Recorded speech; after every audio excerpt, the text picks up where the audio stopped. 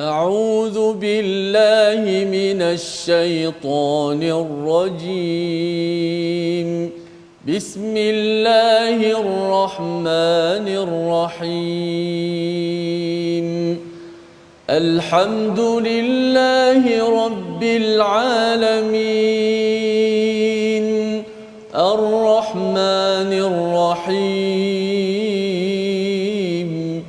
مالك يوم الدين. إياك نعبد وإياك نستعين. اهدنا الصراط المستقيم. صراط الذين أنعمت عليهم غير المغضوب عليهم ولا الضالين.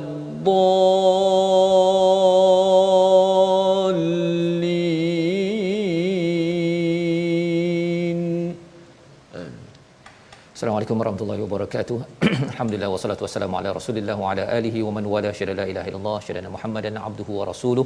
Allahumma salli ala sayidina Muhammad wa ala alihi wa sahbihi ajma'in. Amma ba'du. Apa khabar tuan-tuan dan puan yang dirahmati Allah sekalian? Kita bertemu dalam Al-Quran Time baca faham amal pada hari ini. Kita mengulang kaji halaman 335 hingga 340 dan kita bertuah pada hari ini kita bersama tetamu undangan yang akan berkongsi permata-permata daripada Al-Quran, Al-Fadil Ustaz Syamsul Hakim. Apa khabar Ustaz? Alhamdulillah, bikhair Ustaz Fadrul. Alhamdulillah, terima kasih sudi bersama. Alhamdulillah, biasanya online selama ini. Betul. Tapi alhamdulillah hari ini kita dapat bersama dan juga ditemankan Ustaz Tirmizi Ali. Apa khabar Ustaz? Alhamdulillah baik Ustaz. Alhamdulillah, saatnya kita bertuah hari ini bersama Ustaz Syamsul ya, yang selalu berkongsi dengan secara berstruktur tadabbur apakah permata yang boleh kita ambil daripada ayat demi ayat, halaman demi halaman, dan kita sudah pun melewati 6 halaman pada minggu ini ya, daripada surah Al-Hajj, surah yang ke-22 pada juz yang ke-17, untuk sama-sama kita semak dan juga mengulang kaji kepada apa yang telah kita pelajari. Dan pada halaman 335 ini kita akan mulakan, kita mula dahulu perbincangan kita dengan doa ringkas kita, subhanakala ilmalana illa ma 'allamtana innaka antal alimul hakim rabbi zidni ilma. Kita jemput pada tuan-tuan untuk share, kongsikan di Facebook masing-masing, beritahu pada kawan hari ini dengan Doktor ataupun Ustaz Syamsul Hakim untuk sama-sama kita melihat apakah kandungan surah Al-Hajj. Mungkin tuan-tuan ada yang nak bergerak ke Hajj pada tahun lepas tak jadi, tahun ini kita doakan. Dan bagi Pak Haji, Mak Hajah, tuan-tuan yang sudah pun mengerjakan haji, kita nak melihat apakah semangat yang ada pada surah ini insya-Allah. Jadi kita mulakan dengan bacaan daripada ayat 28 ya, salah satu daripada penerangan tentang haji ini sendiri. Kita dipimpin Al-Fadil Ustaz Tirmizi Ali. Silakan Ustaz. A'udzubillahi minasyaitonir rajim. ليشهدوا منافع لهم ويذكروا اسم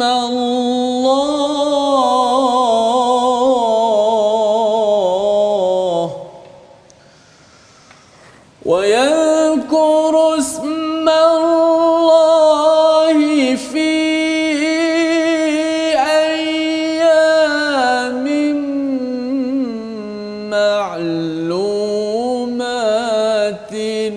على ما رزقهم من بهيمة الأنعام فكلوا منها وأطعموا البائس الفقير. صدق الله. Surah Al-Azim ayat 28 daripada surah Al-Hajj pada halaman 335, agar mereka menyaksikan berbagai manfaat untuk mereka dan agar mereka menyebut nama Allah pada beberapa hari yang telah ditentukan atas rezeki yang diberikan kepada mereka berupa haiwan ternakan. Maka makanlah sebahagian daripadanya dan sebahagian lagi berikanlah untuk dimakan oleh orang-orang yang sengsara, yang fakir. Pada ayat ini menjelaskan tentang salah satu aktiviti penting pada musim haji, iaitu tentang bahimatil an'am, perlukan pencerahan. Kita sama-sama nak mengulang kaji bersama Al-Fadhil Ustaz Syamsul Hakim. Untuk Ustaz, kalau boleh jelaskan bila bercakap tentang daripada segenap ceruk rantau orang datang untuk menunaikan haji, ya, ada 10 sen, ada torih getah, ada pangkat besar kecil, semua datang. Tetapi dalam ayat 28 ini di-highlightkan, diberikan penekanan tentang bahimatul an'am, tentang binatang ternakan. Apakah semangat yang ada yang sedang disampaikan untuk yang nak pergi haji, yang tak pergi haji, ambil pelajaran daripada ayat 28 ini? Silakan Ustaz. Bismillahirrahmanirrahim. Alhamdulillah wassalatu wassalamu ala Rasulillah wa ala alihi wa sahbihi wa man walaha ma ba'. Yang berbahagia Al-Fadhil Ustaz Fadrul, tak lupakan sahabat yang telah melantunkan alunan Al-Quran yang tak pernah jemu kita mendengarnya, itu Al-Fadhil Ustaz Tirmizi, dan tak lupakan para penonton yang setia bersama dengan My Quran Time. Mudah-mudahan kita dirahmati oleh Allah selalu dengan Al-Quran yang kita bawakan dalam hidup kita dalam bentuk bacaan, amalan, kefahaman dan juga penyampaian ini biidznillah taala. Hari ini kita berbicara tentang surah Al-Hajj. Sebut surah Al-Hajj, semua telah mengetahui tidak ada makna yang lain melainkan haji.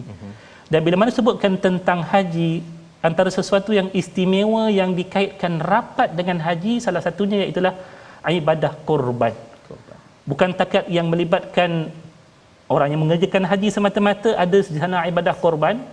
Bahkan yang tak sampai ke sana pun diberikan dalam bentuk sambutan perayaan Aidul Adha itu sendiri.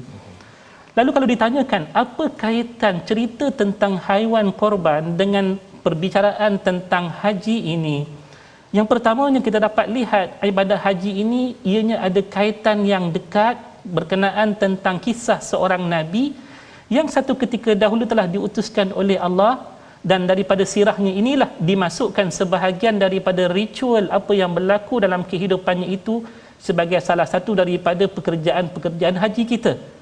Siapakah nama Nabi tersebut? Tak lain tak bukan itulah Nabi Allah Ibrahim, yang terkenal dengan pengorbanannya yang sangat-sangat besar, yang mengorbankan anaknya demi untuk mendapatkan redha daripada Allah Subhanahu wa taala, seperti mana yang termuat dalam surah As-Saffat ayat 102 hingga ayat 107. InsyaAllah bila sampai masa nanti kita akan bicara panjang. Tetapi ini perkaitan yang pertama, bila sebutkan tentang haji, kita akan mengingatkan diri kita terhadap pengorbanan Nabi Allah Ibrahim alaihissalam. Ini yang pertamanya. Yang keduanya, kalau kita lihat apa yang telah dilakukan daripada ritual ibadah orang-orang jahiliah satu ketika dahulu, saat mereka mendatangi Baitullahil Haram untuk melaksanakan ibadah haji, mereka membawa sembahan dalam bentuk sembelihan-sembelihan mereka. Tetapi yang membezakan di antara ibadah jahiliyah dengan syariat yang didatangkan dalam Islam, mana-mana sembelihan yang dihadapkan oleh orang-orang jahiliyah satu ketika dahulu, mereka mengharamkan buat diri mereka menjamahnya. Tetapi dalam ibadah haji kita, dalam ayat yang kita bicarakan sebentar tadi, ayat 28, jelas menyatakan Allah menyalahi apa yang telah dilakukan ibadah dalam sisi orang masyarakat jahiliyah, iaitu haram memakan haiwan yang mereka hadapkan sebagai korban. Tetapi kita dalam syariat kita, apa yang kita lakukan ibadah korban, Makan. silakan makan. Siapa yang melakukan ibadah korban, hatta dia yang telah menginfakkan wangnya pun, Allah kata makanlah daripada bahagian kamu, dan sebahagian yang lain diinfakkan terhadap orang-orang yang susah, yang memerlukan dan sebagainya. Maka bila sebutkan tentang ibadah haji seperti mana yang disebutkan tadi, sekurang-kurangnya inilah dua perkaitan yang sangat-sangat besar yang Allah nak ceritakan kepada kita berkenaan tentang ibadah haji. Satu, tentang erti pengorbanan pada haji yang dilaksanakan. Yang kedua, menyalahi adat syariat apa yang telah dilakukan dalam masa jahiliah dahulu, diberikan nikmat yang lebih luas kepada orang-orang yang taat pada Allah, sehingga kan apa yang dikorbankan atas nama Allah pun diberikan nikmat kepada orang yang taat ini. Masya-Allah. Ya, terima kasih diucapkan pada Ustaz Syamsul Hakim menjelaskannya tentang kaitan haji dan juga binatang ternakan. Ya, kadang-kadang bila tengok haji katanya nak pergi ke Kaabah, tawaf, tapi apa kaitannya? Rupanya sejarah itu Ustaz, ya. Sejarah di sebalik Kaabah itu ada kaitan dengan pengorbanan, dan pengorbanan itu bukanlah pengorbanan yang dibuat atas nama selain daripada nama Allah Subhanahu Wa Taala. Dia memang sejarahnya daripada Nabi Ibrahim, ya. Orang Mekah musyrik itu dia bangga, oh ini ada kaitan dengan Nabi Ibrahim, tapi rupanya mereka sudah menyalahi syariat, dikembalikan semula kepada pengorbanan atas nama Allah Subhanahu Wa Taala, dan lebih daripada itu boleh makan. Itu satu perkara yang menjadi satu nikmat kepada kita bila kita dapat menghayati semangat itu pada ayat 28. Dan bercakap tentang syirik ini Ustaz ya, sudah tentu kalau kita lihat pada halaman 336 ayat 31, tuan-tuan boleh sama-sama bergerak kepada halaman 336. Ayat 31 ini bercerita tentang hunafa lillahi ghairu musyriki nabi. Ya, kita nak baca bersama dipimpin Ustaz Tirmizi, dan kita ada satu perumpamaan yang menarik. Biasanya kalau orang Melayu bagi perumpamaan adalah untuk memudahkan kan, bagai aur dengan tebing. Jadi dah biasa dengan situasi itu untuk menunjukkan betapa keakraban yang ada. Tetapi perumpamaan ini macam seperti jelas tak jelas. Kita tengok sebentar lagi. Kita baca dahulu ayat 31. Silakan Ustaz. A'udzubillahi minasyaitanir حنفاء لله غير مشركين به ومن يشرك بالله فكأنما خر من السماء فتخطفه الطير أو تهوي به الريح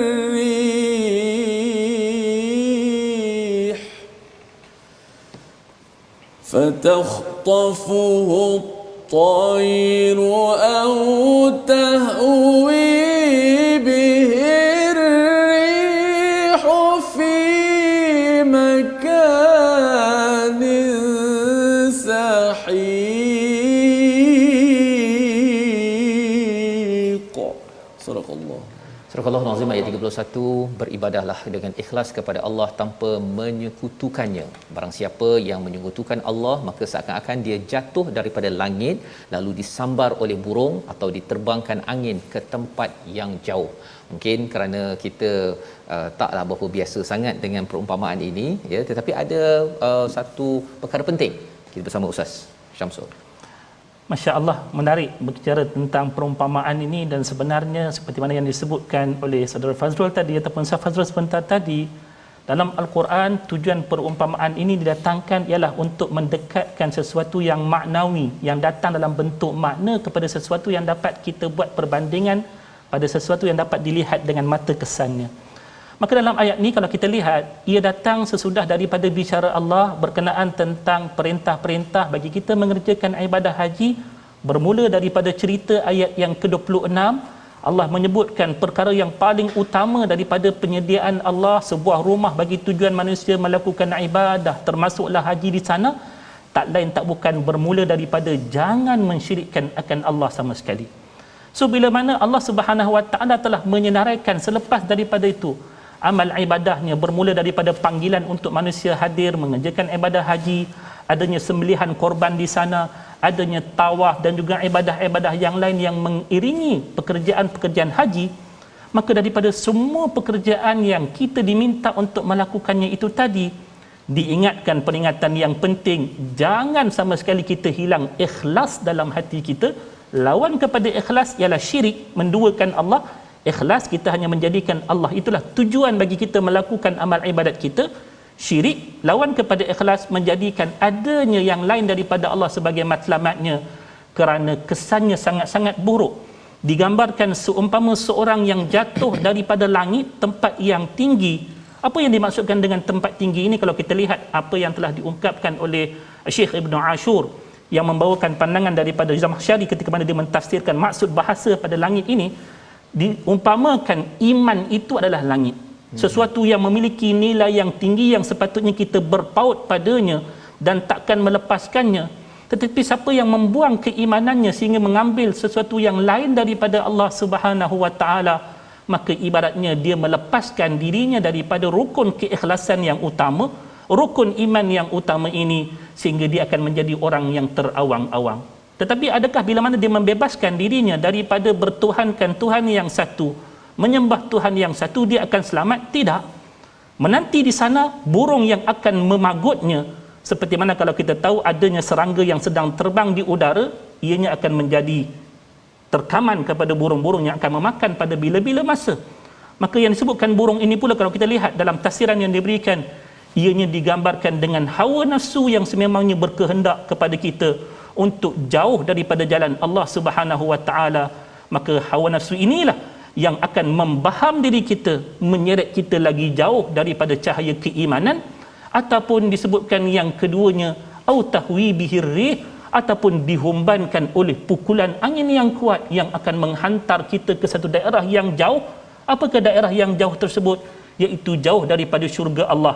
Apakah yang dimaksudkan dengan angin tersebut? Kata Syekh Ibn Ashur, iaitulah yang namanya syaitan.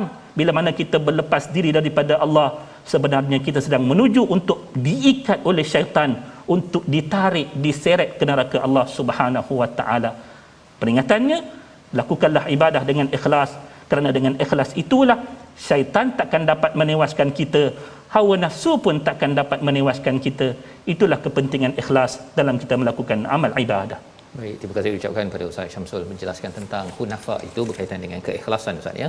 Buat hanya kerana Allah Subhanahu Wa Taala, bukannya bias junafa ya kepada mana-mana makhluk yang lain.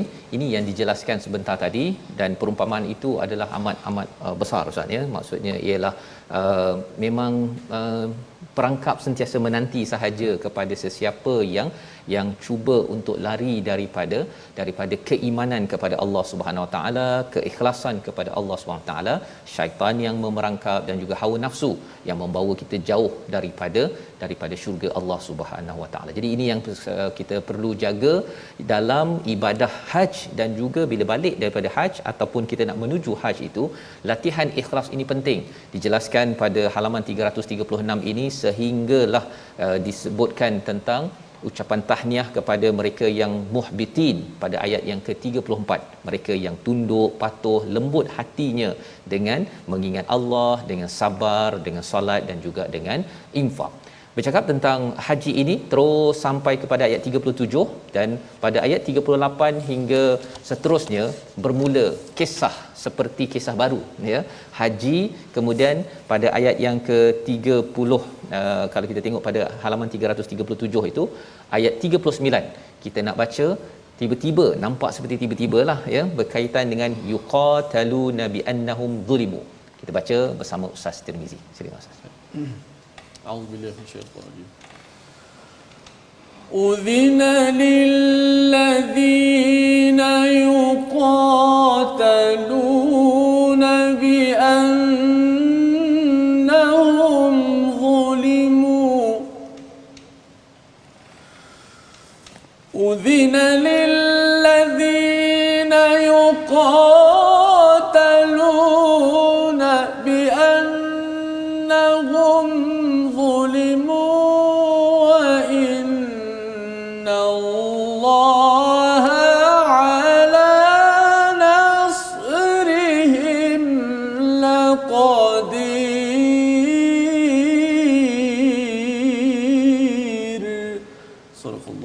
Surah Al-Azim ayat 39, diizinkan berperang bagi orang-orang yang diperangi kerana sesungguhnya mereka dizalimi dan sesungguhnya Allah Maha berkuasa menolong mereka itu. Surah Al-Hajj ini dikaitkan dengan bercampur Ustaz ya, di antara Makkiyah Madaniyah itu sendiri, dan di sini ada berkaitan dengan, kalau awal surah Al-Hajj ini ya ayuhan nas, banyak berkaitan dengan as-saah, itu elemen Makkiyah. Tetapi di sini ada yuqatilun, berperang. Boleh Ustaz ceritakan haji dan perang, apa tanasub kaitan di antara duanya? Okay. Ini juga satu perbincangan yang menarik. Kadang-kadang bila mana kita tak pergi kepada pentafsiran yang mendalam, kita mungkin confuse kenapa peperangan yang sesuatu yang dilihat dahsyat, yang mengerikan, dibawakan kepada satu amal ibadat yang terlihat kerukunan yang damai padanya, iaitu haji. Haji adalah satu bentuk kerukunan kehidupan yang penuh dengan kesantunan, saling bertoleransi. Tiba-tiba dibawakan cerita tentang peperangan. Dan surah Al-Hajj ini secara keseluruhannya ia adalah surah Madaniyah, walaupun ada sebahagian daripada ayatnya yang dibicarakan datang dalam bentuk Makkiyah, tetapi keseluruhannya ia adalah Madaniyah. Kalau kita lihat, perintah haji inilah perintah yang datang selepas Nabi sallallahu alaihi wasallam berhijrah ke bumi Madinah Al-Munawwarah, dan ia akhirnya menjadi rukun daripada rukun-rukun Islam, dan ia merupakan rukun Islam yang kelima. Bila mana sebutkan tentang rukun, ia merupakan satu kefarduan untuk kita menunaikannya sekiranya ada yang kemampuan bagi diri kita. Cuma kalau kita lihat dalam muka surat yang pertama yang kita buka tadi pada ayat yang ke-25, sebelum kita bicara tentang ibadah haji, Allah menceritakan bahawasanya innal ladina kafaru wa yasudduna an sabilillah wal masjidil haram alladhi ja'alnahu lin-nasi sawa'anil 'akifu fihi wal bad. Walaupun perintah untuk mengerjakan haji dan juga umrah itu telah datang kepada Nabi sallallahu alaihi wasallam, namun pada ketika itu disebabkan Nabi berada di Madinah dan yang menguasai bumi Mekah pada ketika itu ialah orang musyrikin Quraisy. Mereka menghalang daripada Nabi menunaikan kewajipan kepada Allah, melepaskan kerinduan kepada bumi Mekah itu sama sekali, sehingga datang kepada Nabi sallallahu alaihi wasallam kezaliman-kezaliman dalam tujuan untuk nak menakut-nakutkan Nabi daripada melaksanakan perintah-perintah Allah. Maka di kala inilah disebabkan oleh kezaliman yang dihadapi oleh Nabi yang paling besarnya pada ketika ini, terhalang daripada mendapati rumah Allah yang mulia, seperti mana yang pernah kita dengar daripada bicara surah Al-Baqarah, wa man azlamu mimman mana'a masajidallah ayyudhkara fiha ismuhu wa sa'a fi kharabiha. Siapakah yang lebih zalim daripada orang yang menghalang orang lain daripada pergi ke rumah-rumah Allah, masjid-masjid dan sebagainya. Maka di sinilah Allah Subhanahu wa taala memberikan keizinan kepada Nabi sallallahu alaihi wasallam atas sebab kezaliman yang telah baginda hadapi dan juga para sahabatnya, antaranya larangan daripada melaksanakan perintah Allah, termasuklah ibadah haji ini untuk berperang bagi tujuan menghindarkan kezaliman yang berlaku, menegakkan keadilan yang telah Allah berikan kepada mereka, dan sekiranya mereka melaksanakan tuntutan tersebut, Allah memberi janji merekalah golongan yang akan dibantu oleh Allah, wa innallaha ala nasrihim laqadir. Itu tujuannya, dan kita dapat lihat bila mana Nabi sallallahu alaihi wasallam melangkah dalam tahun ke-6 Hijrah untuk melaksanakan umrah kali yang pertama, walaupun terhalang dan walaupun pada ketika itu telah pun diberikan ruangan untuk peperangan, tetapi Nabi telah memilih jalan perdamaian, berlakunya perjanjian Hudaibiyah dan terbukanya kota Mekah pada tahun ke-8, dan dibolehkan umat Islam untuk mengerjakan apa yang telah difardukan sebelum daripada itu. Masya-Allah, itu adalah kaitan di mana apa kaitan haji dan juga peperangan tadi Ustaz ya. Jika sesuatu kezaliman itu berlaku menghalang daripada keamanan yang sebenar-benarnya, iaitu untuk mendekati kepada Baitullah Al-Haram, maka kena guna ya pedang. Kalau katakan cakap-cakap dah janji-janji pun tidak dikotakan. Hudaibiyah sebentar tadilah ya, rupa-rupanya itu adalah jemputan daripada orang musyrik untuk diperangi agar dibersihkan di sekitar Kaabah itu daripada kemusyrikan kepada Allah Subhanahu Wa Taala. Jadi ini pelajaran penting, dan kita berehat sebentar, kembali lagi selepas ini My Quran Time, baca faham aman insya-Allah.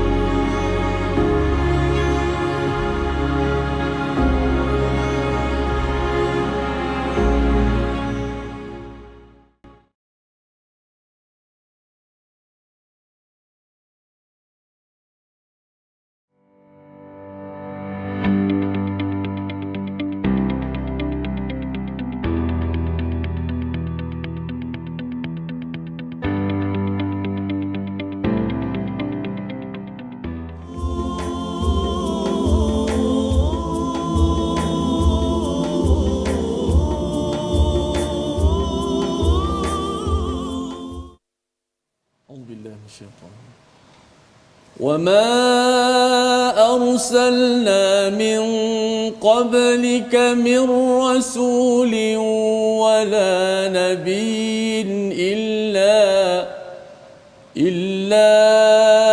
إذا تمنى ألقى الشيطان في أمنيته فينسى ينسخ الله ما يلقي الشيطان ثم يحكم الله آياته والله عليم حكيم. صدق الله. Surah Al-Azim. Kembali kita dalam Al-Quran Time baca faham amal pada hari ini untuk kita mengulang kaji halaman 335 hingga 340. Saya ucapkan terima kasih kepada tuan-tuan yang masih setia bersama pada hari ini. Teruskan share di Facebook dan kongsikan di ruang komen tersebut apa yang tuan-tuan sudah belajar sehingga halaman 337 sebentar tadi bersama dengan Al-Fadil Ustaz Syamsul Hakim. Dan kita nak melihat kepada ayat 52 yang dibacakan Ustaz Tirmizi sebentar tadi, terjemahannya, dan kami tidak mengutus seorang rasul dan tidak juga seorang nabi sebelum engkau wahai Muhammad melainkan dia mempunyai suatu keinginan, tamanna, ya. Syaitan pun memasukkan godaan-godaan ke dalam keinginannya itu.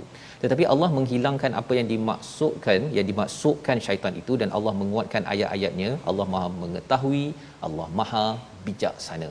Jadi ini adalah satu perkara yang menarik, ya, di dalam bercakap tentang surah Al-Hajj ini, tentang orang-orang yang bukan beriman, musyrik, cuba menghalang, tetapi dalam masa yang sama ada elemen syaitan. Kalau kita perasan di awal daripada surah Al-Hajj ini ada cerita tentang syaitan ini membawa kepada marid untuk membangkang kepada apa yang dibawakan oleh Nabi, dibawakan oleh Allah Subhanahu Wa Taala. Jadi kita nak pencerahan daripada Ustaz Syamsul berkaitan dengan tamanna ini. Apa maksud di sebalik perkara ini dan apa maksud umniyatih? Silakan Ustaz. Bismillahirrahmanirrahim. Ayat yang kita lihat waktu ini menceritakan tentang satu peristiwa yang pernah berlaku dalam hayat Nabi sallallahu alaihi wasallam, bererti ayat ini ada sebab nuzulnya. Ya. Di mana satu ketika Nabi sallallahu alaihi wasallam berhasrat untuk membacakan ayat daripada ayat Allah Subhanahu wa taala, iaitu tatkala mana Nabi sallallahu alaihi wasallam membacakan ayat daripada suratul Najm. Ayat yang ke-19, afara'aytumul lata wal uzza wa manata ats-tsalitsata al-ukhra. Tatkala mana Nabi SAW membacakan ayat ini dan baginda berkeinginan untuk menyampaikannya kepada para sahabatnya, ini dikatakan maksud yang pertama daripada kalimah tamanna. Walaupun kalau kita lihat apa yang dikongsikan oleh Syekh Muntawalli Sya'rawi, ianya merupakan satu permasalahan yang menarik. Kalau siapa-siapa nak merujuk kepada tafsir ini, boleh rujuk kepada tafsir Muntawalli Sya'rawi. Bagaimana beliau menyatakan makna yang lain bagi kalimah tamanna ialah baca, qara'a. Baca. Ya. Diambil daripada qaul sahabat Nabi yang terkenal dengan syairnya, iaitulah Hasan bin Thabit. Ketika mana dia meratapi kematian Sayyidina Uthman radhiyallahu taala anhu, dia menyatakan tamanna kitaballahi awwal lailatin wa akhiruha wafahu hatmul maqadiri. Dia kata saat si lelaki ini membaca akan kitab Allah pada awal malamnya, tetapi pengakhiran daripada malam tersebut takdir yang telah tertulis, dia terbunuh dalam peristiwa yang kita faham, iaitu peristiwa akhir kepada kematian Sayyidina Uthman radhiyallahu taala anhu. Maka kalimah tamanna di sini ianya juga membawa maksud pembacaan atau pembacaan oleh Nabi sallallahu alaihi wasallam. Saat bila mana Nabi sallallahu alaihi wasallam nak membaca akan ayat tersebut, bila sampai kepada wa manata ats-tsalitsata al-ukhra, yang kita fahami kedua-dua ayat ini menceritakan berkenaan tentang tiga tuhan yang dimiliki oleh orang-orang Quraisy pada ketika tersebut. Lalu di saat itulah datangnya syaitan membisikkan sesuatu mengacau bacaan Nabi ataupun mengacau hasrat Nabi untuk menyampaikan Quran yang benar. Maka disebutkan umniyatih, iaitu sesuatu yang berada daripada harapan Nabi itu ataupun pembacaan Nabi itu diganggu dengan diselitkan bicara daripada syaitan yang cuba untuk mencampur adukkan sesuatu yang lain daripada Al-Quran. Antaranya disebutkan tilkal gharaniqus salas al-ula minha syafa'atu turtaja. Ini ayat yang ditambah oleh syaitan terhadap apa yang cuba dibaca oleh Nabi sallallahu alaihi wasallam, sama ada untuk disampaikan ataupun dibaca oleh Nabi sallallahu alaihi wasallam pada waktu tersebut. Maka dikala itulah Allah Subhanahu wa taala menyebutkan dalam ayat ni, Allah kata Allah memadamkan ia daripada apa yang diingati pada ketika tersebut disebabkan oleh bisikan syaitan. Lalu Allah menetapkan ayat yang sebenar-benarnya daripada kalamnya, tidak dimasukkan apa yang dicampurkan oleh syaitan sebentar tadi. Maka inilah yang menyebabkan pada ketika tersebut Nabi SAW di awalnya merasa sedih sebab adanya gangguan syaitan sampai Al-Quran itu hampir jadi yang sesuatu yang tak baiklah. Maka diturunkan oleh Allah Subhanahu Wa Taala ayat ini untuk menunjukkan kepada Nabi SAW peristiwa begini bukan hanya berlaku kepada Rasul SAW, bahkan para anbiya, para rasul yang sebelum daripadanya pun juga ada kadang-kala berhadapan dengan cubaan ataupun gangguan daripada syaitan. Kerana itulah kalau kita lihat dalam firman Allah Subhanahu Wa Taala peringatan kepada kita semua, kalau yang namanya seorang rasul pun boleh diganggu oleh syaitan, kita apatah lagi hatta ketika mana kita nak membaca Al-Quran pun Allah kata fa idza qara'tal Qur'ana fasta'iz billah. Bila nak baca Al-Quran pun mulakanlah dengan membaca a'udzubillah untuk nak melindungi kita daripada pembacaan Al-Quran kita itu diganggu oleh syaitan, sama ada dalam bentuk yang zahir seperti mana tadi gangguan itu bacaan itu diganggu, ataupun gangguan kepada hati kita tengah baca sedap-sedap datangnya bisikan-bisikan untuk riya, ujub dan sebagainya. Inilah peringatan untuk kita juga, ya. Wallahu a'lam. Jadi ini adalah peringatan yang penting untuk kita memahami tentang bagaimana syaitan maksudnya cuba mengganggu kepada ayati, ya, ayat-ayat Allah Subhanahu Wa Taala. Kerana apa? Kerana rupa-rupanya idza tamanna, bila ada keinginan itu tadi diterjemahkan juga sebagai membaca maksudnya. Bila kita nak membaca dan juga sebenarnya dia membaca ini juga kalau kita lihat dari segi psikologinya, dia ada satu nama istilahnya biblioterapi, kan, terapi dengan membaca. Rupa-rupanya dengan membaca Al-Quran ini dia menjadi terapi yang membina keinginan dan juga kita bangkit, ustaz. Ya, kalau orang sakit, ya, kalau dia masih lagi dengar Quran, dia baca Quran, dia akhirnya dia nak bangkit, kan, berbanding dengan duduk atas katil dahlah sakit-sakit badan pula tu, ya.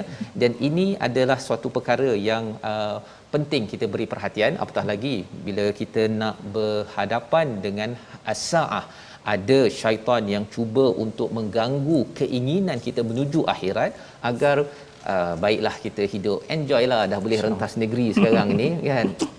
Okey, kan, dah banyak baca Quran. Perkara-perkara bisikan itu yang akan mengganggu dalam kita untuk menuju as-saah, menuju kepada Allah, menuju hari kiamat. Ini pelajaran yang penting dan kita nak teruskan pada halaman ke-339 pada ayat yang ke-58. Satu ayat yang menarik berkaitan dengan rezeki. Tuan-tuan mungkin cakap dah 2 tahun saatnya banyak kedai tutup, banyak isu-isu ekonomi, macam mana saya nak memastikan rezeki saya ini mantap? Apakah perspektif rezeki dalam Al-Quran? Kita baca dulu ayat 58 bersama Ustaz Tirmizi. A'udzubillahi minasyaitonirrajim. Walladzina hajaru fi sabilillahi thumma qutilu aw matu la yarzuqannahumullahu rizqan hasana wa inna Allaha lahuwa khairur raziqin.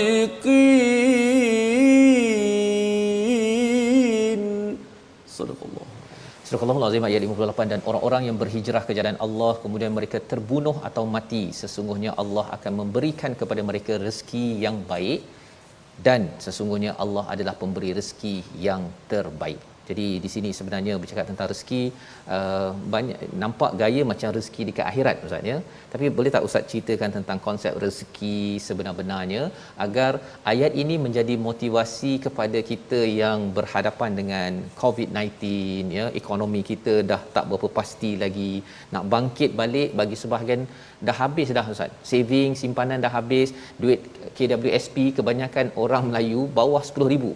Ya, nak menghadapi hari tua 10,000 kalau duduk di Kuala Lumpur ni, rasanya kalau ikut secara manusiawinya berapa bulan je, ustaz, ya. Jadi apa yang kita boleh belajar yang perlu difahami di sini? Silakan.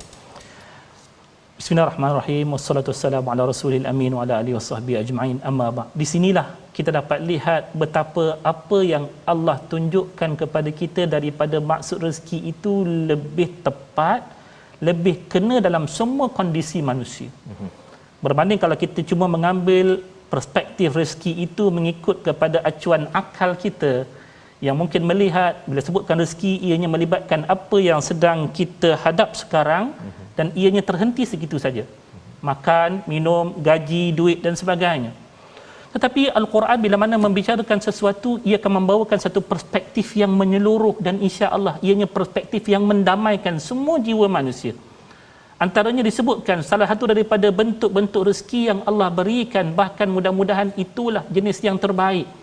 Siapa yang nak baca ayat ni, buka suratul Nisa ayat yang ke-100 juga. Jangan tinggalkan. Di sana Allah menyebutkan wa may yuhajir fi sabilillahi yajid fil ardi muraghaman katsiran wasa'. Siapa yang berhijrah pada jalan Allah Subhanahu wa taala, maka Allah akan berikan kepadanya kelapangan kepada hidup dia dan juga rezeki yang murah dan sebagainya. Ya. Wa may yakhruj min baitihi muhajiran ila Allah wa rasulihi thumma yudrikuhul maut faqad waqa'a ajruhu 'ala Allah.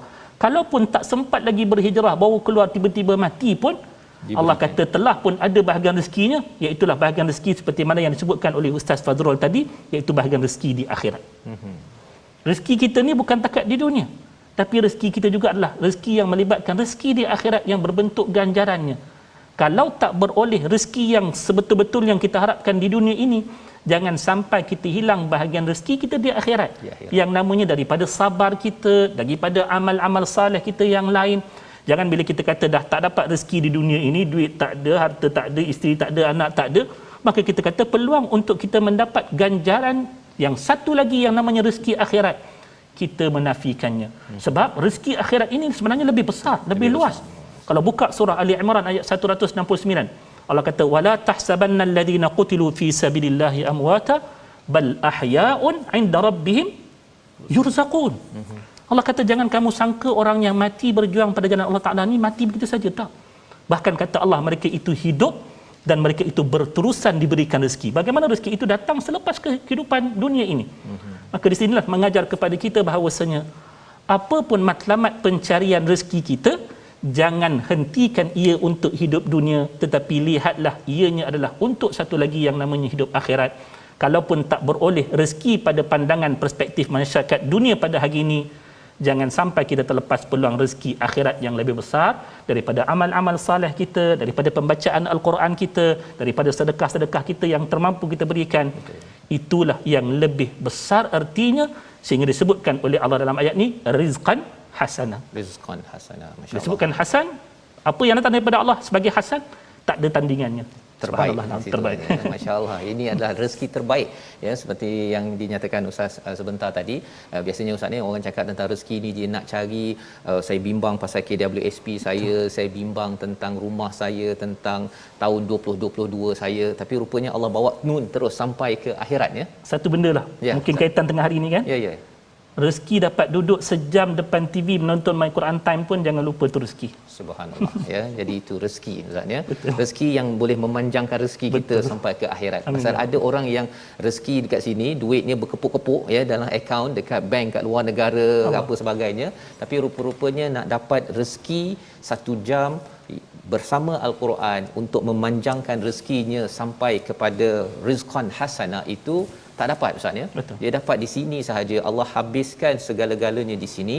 Jadi ini perspektif yang luas bagaimana Al-Quran ini, subhanallah, ya, dia bukan sekadar ikut akal kita kalau boleh kita nak kaya sekarang, nak sekarang, tetapi kita tahu bahawa kita bukan sekadar hidup hari ini ataupun tahun depan, tapi kita akan pergi ke satu daerah yang amat panjang bertemu Allah Subhanahu Wa Taala. Jadi ini adalah konsep rezeki yang dibawakan pada halaman 339, dan kita nak bergerak kepada halaman 340, ya, masih dalam surah Al-Hajj. Bila bercakap tentang Al-Hajj, tentang kehidupan kita ini ada mansakan, ya, istilah yang digunakan pada ayat 67. Apakah isinya? Jom kita ulang kaji, baca sekali lagi ayat 67. Perkataan mansakan yang juga pernah kita jumpa sebelum ini pada ayat 34. Tapi kali ini kita nak baca ayat 67 sekali lagi bersama Ustaz Tirmizi. Auzubillahi minasyaitanir rajim. Likulli ummatin ja'alna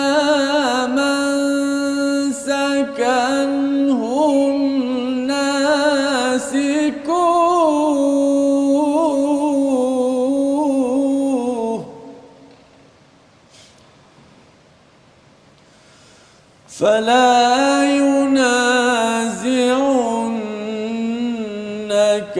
في الأمر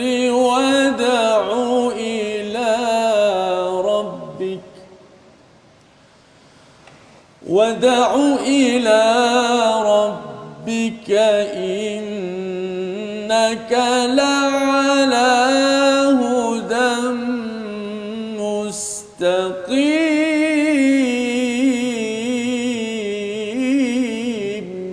صدق الله. Bagi setiap umat telah kami tetapkan syariat tertentu yang harus mereka amalkan, maka tidak sepatutnya mereka bantah-membantah dengan engkau dalam urusan syariat ini, dan serulah mereka kepada Tuhanmu. Sesungguhnya engkau, wahai Muhammad, berada di jalan yang lurus. Perkataan mansakan di sini Ustaz ya, yang ada pada ayat 34 sebelum ini juga sudah tentu ada kaitan dengan manasik ya. Haj ini ada kaitan dengan apa istilah mansakan sebenarnya? Okey. Kalimah mansakan ni kalau kita lihat daripada kalimah nusuk itu sendiri yang bermaksud ibadah. Tetapi bila sebutkan tentang mansakan ini daripada sudut bahasa Arabnya, ianya merupakan satu tempat yang mana manusia sering berulang-alik pergi kepadanya. Dan kalau dalam konteks haji, kita tahulah kenapa Baitullahil Haram adalah tempat yang menjadi tumpuan bagi seluruh manusia. Tak kiralah bila-bila masa, memang semua manusia akan pergi ke tempat tersebut bagi menyahut seruan yang telah diserukan oleh Nabi Ibrahim dengan perintah daripada Allah Subhanahu wa taala. Tetapi kalau untuk konteks ayat ni, kalau kita lihat dia berbeza sedikit daripada konteks ayat 34 yang lalu. Kalau kita lihat dalam ayat ni, cerita dia sebab kepada turunnya ayat ini iaitulah satu ketika dahulu berlaku perselisihan di kalangan orang Quraisy Mekah dan juga orang Arab keseluruhannya. Bila mana mereka nak berwukuf, di sana ada dua perselisihan tempat. Orang Quraisy Mekah mereka katakan tempat kami berwukuf ialah di Muzdalifah. Manakala orang Arab yang lain kata kami berwukuf di Arafah. Maka pada ketika itulah mereka saling bertengkar antara satu sama lain. Lalu bila Nabi SAW tiba untuk melaksanakan ibadah haji, begitu juga dengan para sahabatnya, Nabi tak perlu untuk dibantah, sebab Nabi telah pun adanya mansakan yang disebutkan tafsirnya oleh Ibnu Abbas dan juga Al-Wahidi menyatakan ianya adalah merupakan satu syariat yang telah diberikan oleh Allah. Kalau tadi kita kata nusuk tu ibadah khusus, tetapi untuk tafsiran yang lebih menyeluruh, kata Ibnu Abbas, kalimah mansakan ini iaitulah syariat yang diamalkan oleh seseorang ataupun sesuatu kaum. Maka bagi Nabi SAW, Allah telah berikan satu syariat yang sempurna, yang mana kalaupun orang lain nak bantah, Allah kata tak perlu pun. Pasal apa? Sebab yang kamu dapat ini daripada Allah, sedangkan mereka itu hanya mengadakan ibadah dalam bentuk sangka-sangka. Mengikut kepada kehendak hati dia. Kenapa pilih di Muzdalifah? Kami sukalah. Kenapa pilih di Arafah? Ikut suka kami lah. Sedangkan Nabi SAW bila mana nak berwukuf, Allah tetapkan baginya Al-Hajju Arafah. Bila mana nak bermabit di Muzdalifah, mana nak melontarnya di Mina. Dan ketika mana kita nak buat sekalian benda tersebut, datangnya daripada Allah, dipimpin dengan khudhu anni anasikakum. Maka mansakan di sini kalau kita nak faham dalam konteks untuk ayat yang ke-67, ianya adalah merupakan syariat yang telah Allah datangkan bagi setiap nabi, termasuklah nabi kita sallallahu alaihi wasallam. Cuma berbeza sikit pada ayat 34, dikhususkan bentuk syariat itu pada urusan penyembelihan, yang mana kita ceritakan sebelum daripada ni, syariat orang Quraisy jahiliyah, mereka menyembelih tak boleh makan. Syariat Nabi khusus, sembelih boleh makan. So jangan ikut yang tu, ikut syariat Nabi sallallahu alaihi wasallam dalam urusan syariat penyembelihan tersebut. Wallahu a'lam. Jadi di sini di sebalik syariat itu tadi pun, kalau sembelihan boleh makan itu memberi kesan sosial Ustaz ya. Ekonomi setempat berbanding dengan yang tadi itu kita tak boleh makan habis gitu je lah kan. Jadi di situ banyak hikmah-hikmahnya, tetapi yang pastinya mansakan ataupun syariat itu datang daripada langit ya, daripada Allah Subhanahu Wa Taala sebagai satu kemuliaan apabila kita berazam untuk mengikuti sepenuhnya. Jadi kita doa pada Allah Subhanahu Wa Taala, Allah pimpin kita betul-betul bersama dengan manasik ataupun nusuk ya, ibadah yang telah pun disyariatkan, bukan yang dibuat-buat Ustaz ya, ataupun nak tafsir semula. Itu ada lagi yang kata solat ada 3 waktu, yang pakai niat ya, ajaran-ajaran yang tidak pun berasaskan sumber yang asal daripada Quran dan sunnah Nabi sallallahu alaihi wasallam. Kita berdoa di hujung ini bersama dengan Al-Fadil Ustaz Dr. Syamsul Hakim. Bismillahirrahmanirrahim. Alhamdulillahirabbil alamin. والصلاة والسلام على أشرف الأنبياء والمرسلين نبينا محمد وعلى آله وصحبه أجمعين.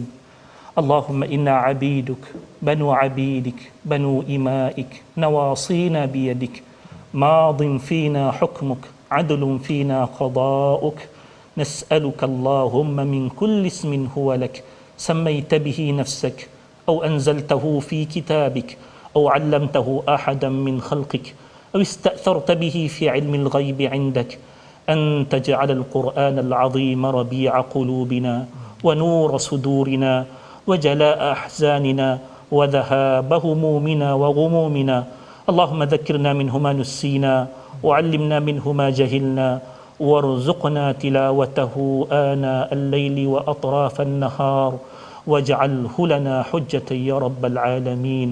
ربنا آتنا في الدنيا حسنة وفي الآخرة حسنة وقنا عذاب النار.